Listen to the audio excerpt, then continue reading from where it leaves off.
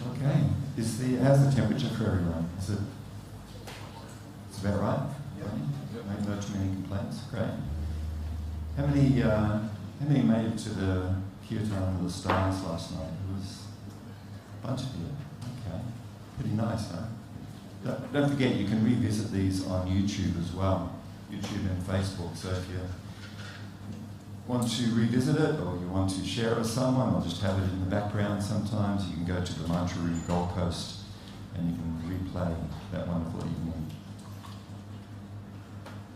So this is a time we have to speak a little bit about the foundation of yoga, what's behind it, what's the purpose of it, what the benefits of it are, how it relates to our life. So these are the things we generally talk about. But as some of you know, in the last few weeks, months, a friend of ours has been asking a question, and this week we finally got to it. I think has it been like 6 months or something since you asked the first time? So before speaking, let me take a moment to pay my respects and gratitude to my spiritual teacher, to all of the sages who have given us this supreme knowledge, and to the Supreme Soul. Nama Om Vishnu Padaya, Krishna Prestaya Bhutale, Srimati Siddhaswarupananda Paramahamsa Iti Namine, Shri Krishna Chaitanya Prabhu Nityananda, Shri Advaita Gadadha, Shivasadi Gaur Bhaktivinoda, Hare Krishna, Krishna Krishna, Hare Hare, Hare Rama, Rama Rama. So maybe a little bit of, before getting to the actual question, a little bit of background. The question is to do with specifically the mantra that we finish every evening with, whether it be our Friday kirtan, or tonight, Sundays, and Wednesday with Yadu and friends. There's a particular longer mantra that we finish all of our evenings with. Of course, you'll get to experience it tonight. But it starts with Namaste Narashringaya, Pralada Lada Dayane, and it goes on from there for many, many lines.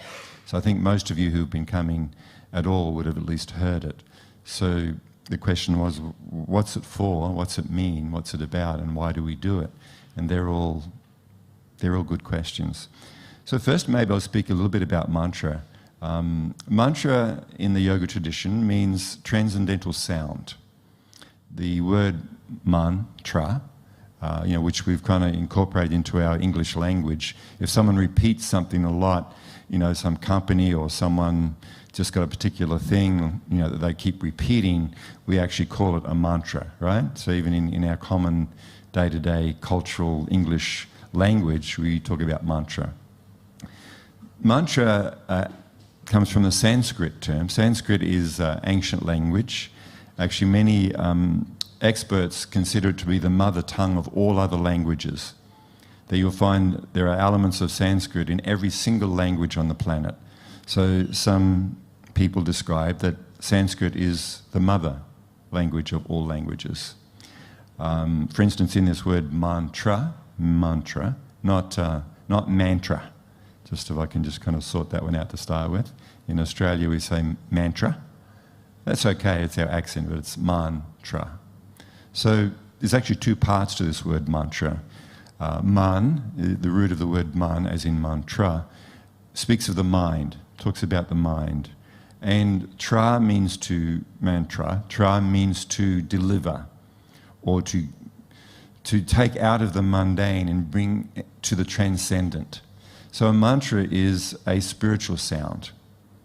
It's not just a hypnotic repetition. Like, sometimes people speak about, well, you can make up your own mantra, you can use any sound. And I remember when I first began exploring meditation, back in the deep, dark 60s and 70s, there were some people talking about, well, you can just say one, just repeat one. That's just as good as any mantra.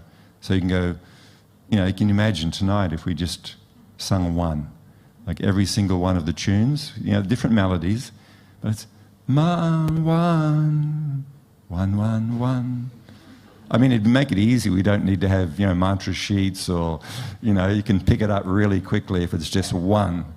But I can guarantee you of one thing, that you wouldn't keep coming back. No matter how beautiful the singer is, no matter how nicely and how tastefully the players play, if all we sang was 1, 1, 1 every single Sunday for 2 hours, I'm pretty sure numbers would dwindle quite badly. It's even like that if you pick any song. Let's say you pick, I don't know, Stairway to Heaven.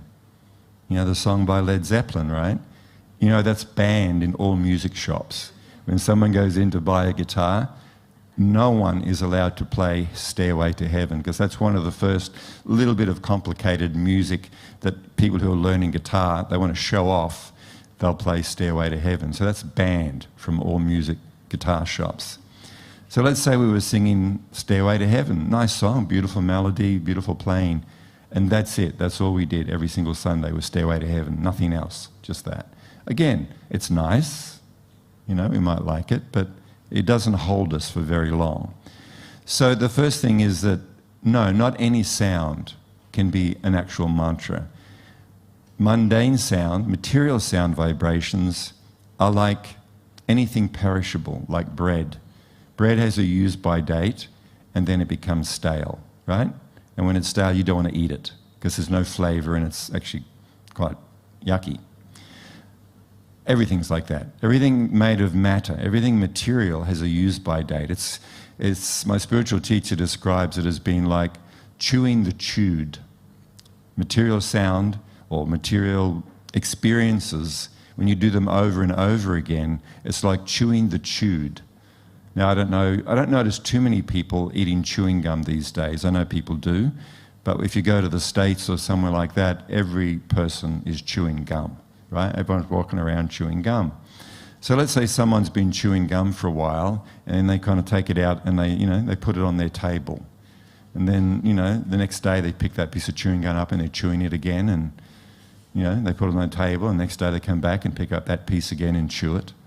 Then there was a song, this is to tell you how old I am. There was a song when I was a kid called, "Has the chewing gum lost its flavour on the bedpost overnight?"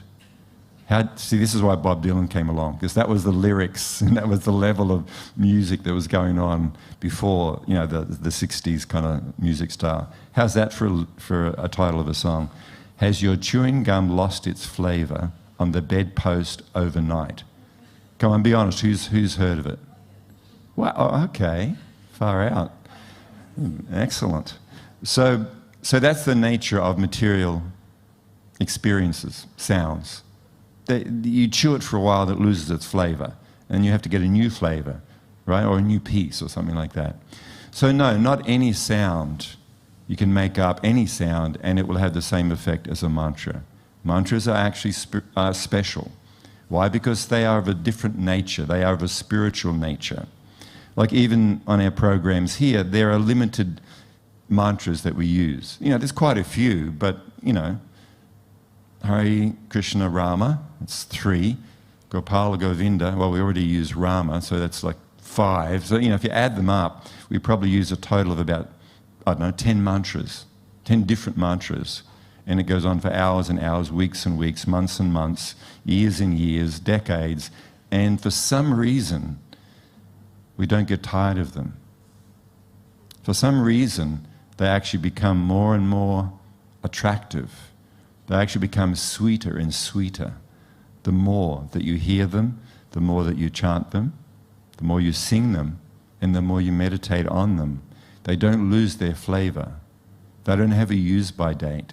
In fact, in the beginning, we're just accessing on a very surface level what is actually there in a mantra. So the mantras purify the heart of all the troubles and purifies the mind of all the worries. But more than that, it actually takes us to our real self. We come to realize our real nature as spiritual beings because of the purification of these transcendental or spiritual sound vibrations. They have this effect. And Chaitanya Mahaprabhu is one of the teachers in our spiritual lineage, also describes that these divine names, these mantras which connect us to the divine, They give us a taste for that happiness, the nectar for which we are always anxious. Everybody is looking for some happiness. Everybody's looking for joy. We're looking for shelter. We're looking for peace, right? These are, this is universal to every single country, any demographic you want to talk about. This is a universal desire that everybody has. Joy, peace, happiness, shelter, yeah? Who doesn't want those things, right? If someone says, no, I want chaos, I want arguments, I want fighting, I want, stress, I'd like some anxiety, please. No one's looking for that. So this is where it's to be found. So that's just a little bit. This is what a nature of mantra is. Now, there are also different mantras that, like these mantras, Gopala, Govinda, Krishna, Rama, these are actually names of the Supreme Soul. The Supreme Soul, the Supreme Person, has unlimited hundreds and millions of names, like Krishna, Govinda, etc. And again, Chaitanya Mahaprabhu describes that the Supreme Person has invested all spiritual potency in these holy names. And there is no difference between the name of the Supreme and the Supreme. So the mantras or names of the Supreme are not just representations of God or of the Supreme. They are non-different because they are of the absolute spiritual potency and nature. So the Supreme Person is present in these names, fully, completely. So that's why we sing them and we don't get tired of them. In fact, we go deeper and deeper. They take us beyond the physical plane. They take us beyond the mental and intellectual plane, and they actually bring us to the plane of the soul, to that spiritual, transcendental reality. So that's a general idea about mantras, and that's why we sing them, and that's why they have the effect that they do. So specifically, the question is about this long mantra at the end of our gatherings. So I'll say something even before I get to that. So you'll also notice that we start most of our gatherings with also longer mantras. Nama Om Vishnu Padaya, Krishna Prestaya Bhutale, Srimati Siddha Swarupananda, Paramahamsa Iti Namine. Then we say Bhaja Shri Krishna Chaitanya, Prabhu Nityananda, Shri Advaita Gadadhar, Shivasadi Gaur Bhaktavrindam. So what do these ones mean also? So the first, it's called pranams. Pranams means paying respects, paying one's gratitude to one's spiritual lineage, to one's personal, spiritual teacher, and to the spiritual lineage in which these teachings and these mantras have been handed down. So therefore, what we're trying to do here is not simply, read a book, make something up, add a bit of this, add a bit of spike, add a bit of cayenne pepper, and we stir it around and we come up with something that we think is interesting. My goal and our goal when we do what we're doing is to actually not give our opinion on anything, because my opinion and thoughts are not superior to anyone else's. I have the same, shortcomings and weaknesses and that we all have, right? That we're not perfect.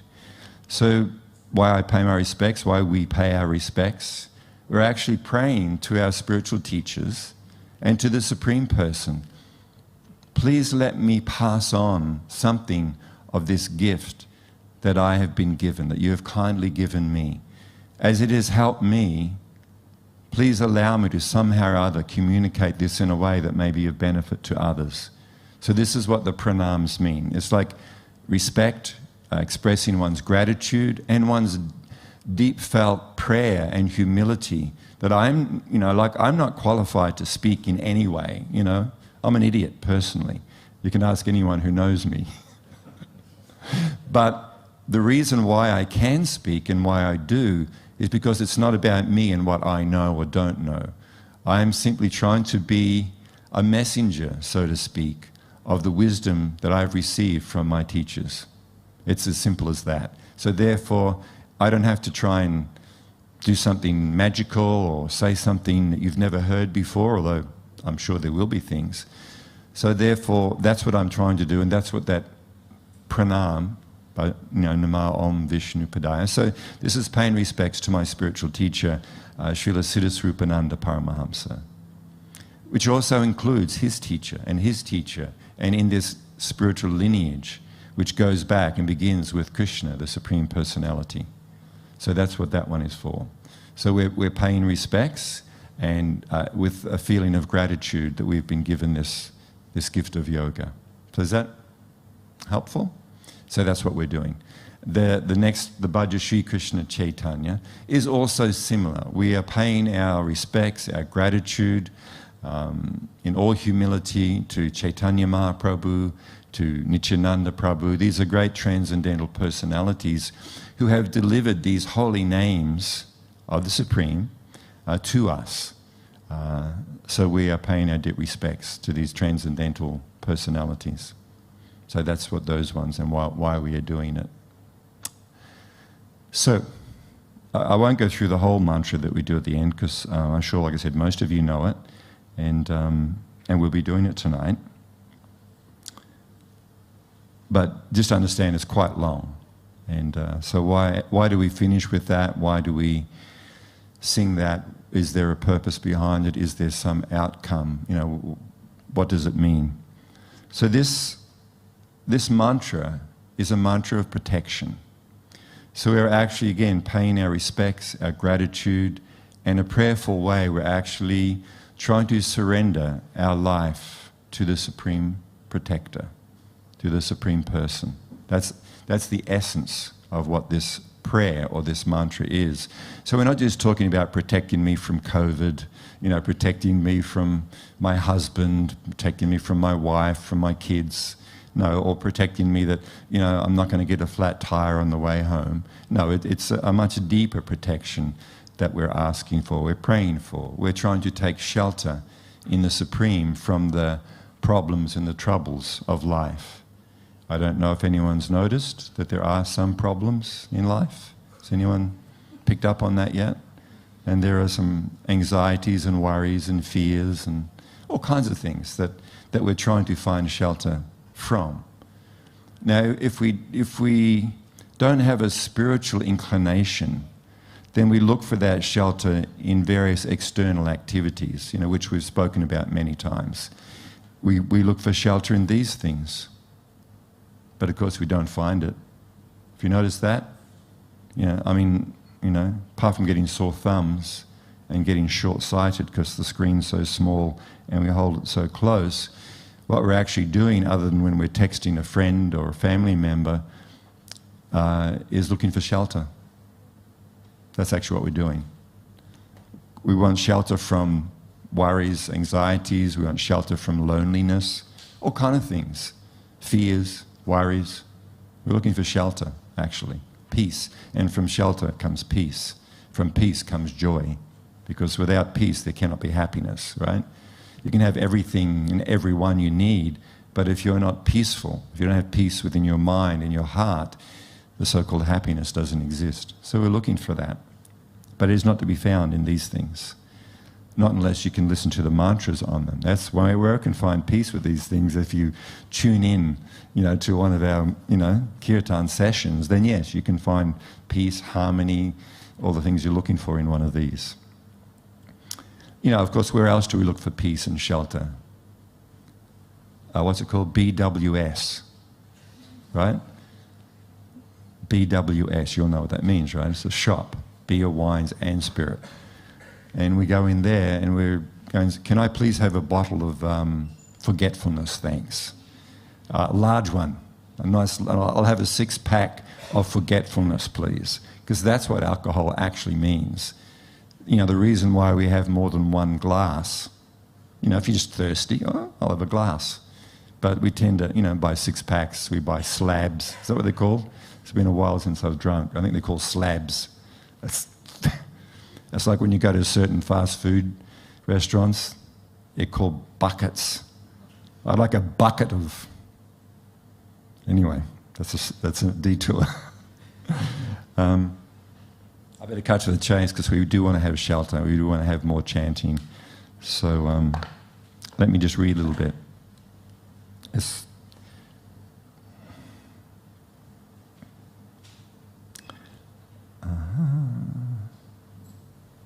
that's not it. Gee, I didn't bring it.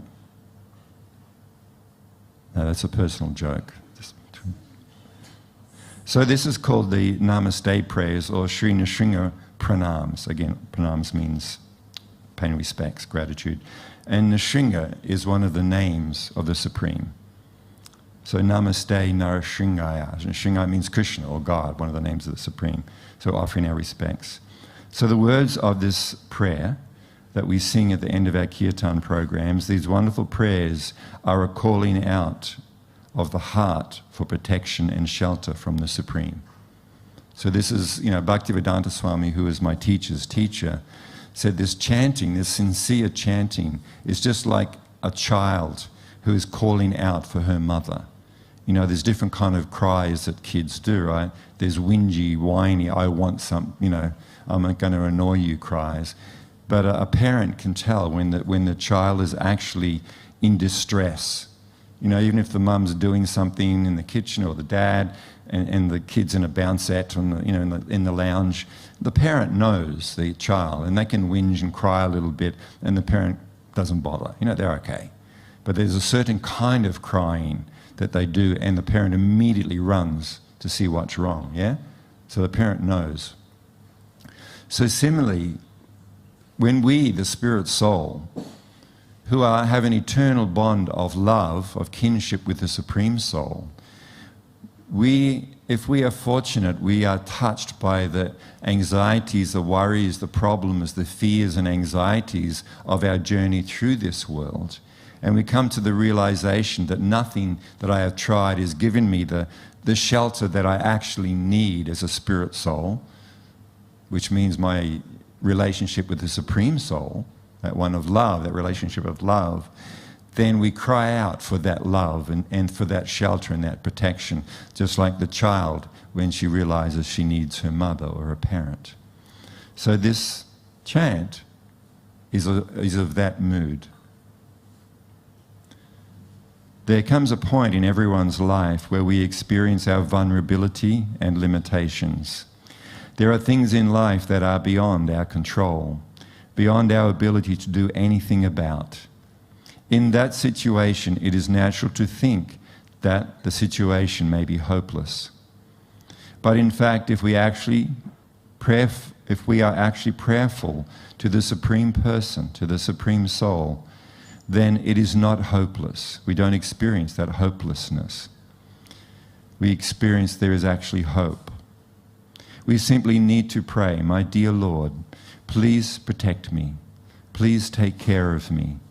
I don't have the power to do what needs to be done. This is the feeling of the person when they are trying to take shelter in their relationship with the Supreme. These beautiful prayers are an expression of our need for protection and the Supreme Lord's desire to give us loving protection.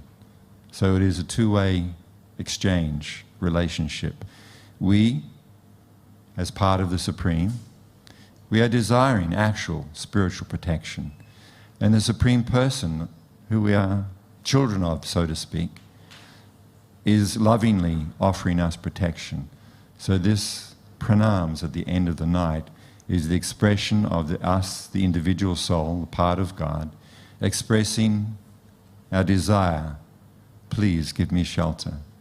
Please let me take shelter in your love for me. And the Supreme Soul reciprocating lovingly, who is actually wanting to and waiting for us to turn to Him, to give us that shelter that we want in our existence. So that's the brief. I could give you a word-by-word translation, but it was not the same as actually giving the meaning, the feeling that's behind it. Is that okay? Thank you very much for asking. Okay, that's it. Let's chant.